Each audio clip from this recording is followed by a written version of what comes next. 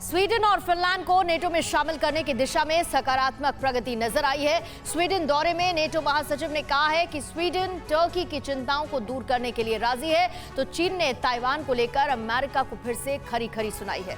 चीन ने अमेरिकी दखल को क्षेत्र की शांति और स्थिरता के लिए एक बड़ा खतरा बताया है और पाकिस्तान में बलूचों पर अत्याचार के खिलाफ सड़कों पर लोग आ गए हैं। रूस यूक्रेन जंग के साथ दुनिया के कई देशों में तनाव से जुड़ी खबरें आपको दिखाते हैं ऑल वॉर फ्रंट टॉप 9। तुर्की के विरोध के बावजूद नाटो स्वीडन और फिनलैंड को शामिल करने के लिए प्रतिबद्ध है। नाटो महासचिव जेम्स स्टोल्टनबर्ग ने कल स्वीडन की यात्रा के दौरान कहा कि उन्हें खुशी है कि स्वीडन नाटो में शामिल होने के लिए कुर्दिश विद्रोहियों को लेकर तुर्की की चिंताओं को दूर करने के लिए तैयार है। स्वीडन के पीएम मैग्डालेना एंडरसन ने कहा कि तुर्की के साथ उनकी बातचीत चल रही है। तुर्की को वो बताएंगे कि आतंक के खिलाफ स्वीडन कैसे काम कर रहा है। नाटो में शामिल होने में देरी को लेकर स्वीडन की प्रधानमंत्री मैग्डालेना एंडरसन ने चिंता जताते हुए इस मसले का जल्द से जल्द हल निकालने की मांग की है।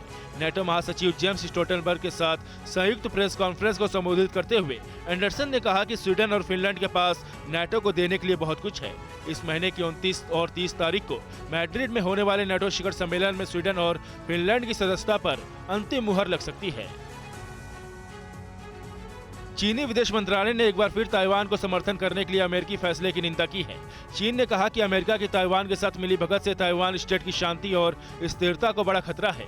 चीन ने अमेरिका पर उकसाने वाले बयान देने का भी आरोप लगाया है। चीन पहले ही कह चुका है कि ताइवान पर किसी ने उसे रोका तो वो युद्ध करने से पीछे नहीं हटेगा। इस बीच ताइवान और अमेरिका के बीच इस महीने ही हथियारों की खरीद को लेकर बातचीत होने वाली है।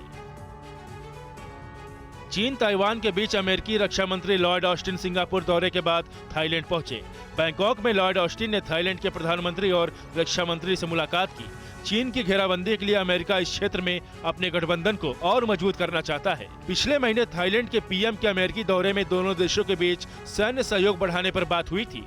थाईलैंड अमेरिका से हथियार खरीदना चाहता है, जिसमें F-35 फाइटर जेट भी शामिल है। पूर्वी लद्दाख में LAC के करीब चीन के J-20 और J-11 स्टील्थ लड़ाकू विमानों की तैनाती के बाद भारत के लिए चुनौती बढ़ गई है। PLA लगातार LAC के करीब अपनी सैन्य क्षमता को बढ़ाने में जुट गया है।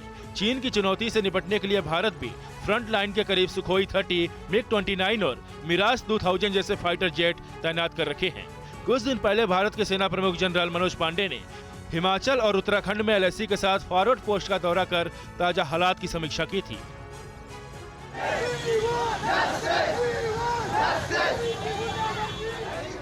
कराची यूनिवर्सिटी के 2 बलूच छात्रों की रिहाई की मांग को लेकर बड़ी संख्या में बलूच नागरिक पाकिस्तान की सरकार और पुलिस के खिलाफ विरोध करने सड़कों पर उतरे। विरोध प्रदर्शन करने वालों में महिलाएं भी शामिल थीं। पुलिस और प्रदर्शनकारियों के बीच तीखी झड़प हुई।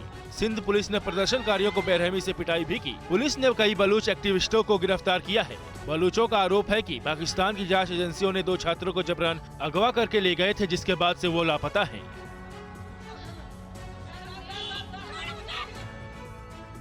पाकिस्तान के न्यूज चैनल आज न्यूज के वरिष्ठ पत्रकार नफीस नईम को जबरन अगवा कर लिया गया है।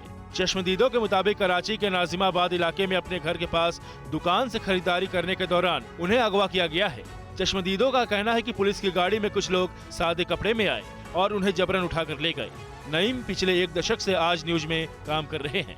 पत्रकार बिरादरी ने नईम की जल्द से जल्द रिहाई की मांग की है। अमेरिका और पश्चिमी देशों की घेरेबंदी के खिलाफ चीन ने अब पाकिस्तान पर रणनीतिक साझेदारी बढ़ाने का दबाव बढ़ा रहा है। चीनी राष्ट्रपति शी जिनपिंग के बुलावे पर 9 से 12 जून तक पाकिस्तान के सेना प्रमुख जनरल बाजवा बीजिंग दौरे पर थे।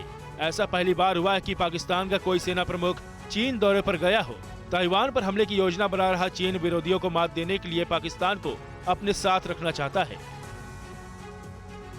पाकिस्तान में पिछले कुछ महीनों में चीनी नागरिकों को निशाना बनाने को लेकर चीन ने पाकिस्तान के सेना प्रमुख जनरल बाजवा को जमकर लताड़ लगाई है।